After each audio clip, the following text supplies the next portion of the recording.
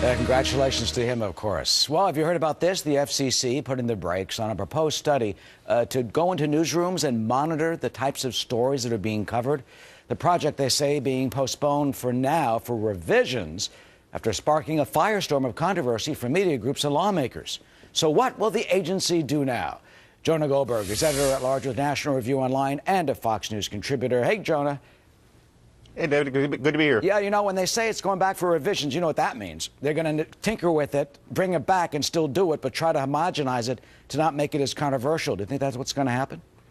I'm sure it's something like that. You know, and you raise a good point. Basically, you know, it's sort of like Aesop's fables. The scorpion has to sting the frog. It's getting to the point where these bureaucracies have to behave like liberal, intrusive bureaucracies. And that was one of the things that made this so stupid to begin with. I mean, even if you want to assume the best motivations possible, it was so tin-eared and so so ill-conceived when you think about where the public distrust is on things like stemming from things like the IRS scandal, Obamacare, the Little Sisters of Mercy, the bugging of journalists at the AP and of our own James Rosen here at Fox.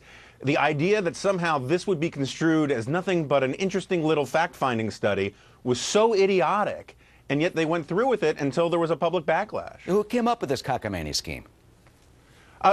Well, it's funny, you know, I saw over the weekend you guys had the Republican commissioner on the FCC talking about how he was blindsided with this very late in the game.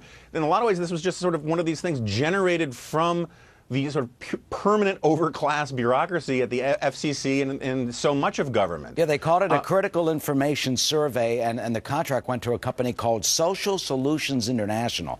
Yeah, so I went on their website, and they say that they're a research and evaluation firm dedicated to the creation of positive change for underserved populations. What does that mean? Right. Well, look, there are a whole lot of businesses that have essentially this business model of creating a need or an argument for contracts from government, for rent seekers, for various sort of paper tiger organizational groups that get a slice of the pie when government contracts go out.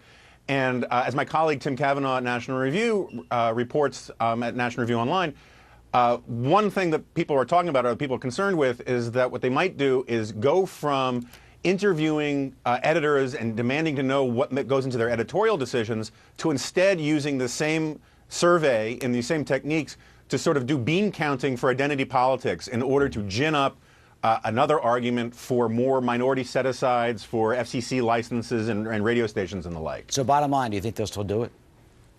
Well, look, this is something I've been looking at for 20 years. There are people in the FCC who always want to do this. There are people on the left whose entire mission is to gin up arguments for doing this. So, yeah, I think they're going to do it again, whether it's through this tool or another one. But this is sort of a permanent part of things, just like the scorpion has to sting the frog. These guys got to look for reasons to do this kind of stuff. All right, well, thank goodness we have the First Amendment. Jonah Goldberg, always good to see you. Thank you. Great to be here. Thank you. All right, Martha?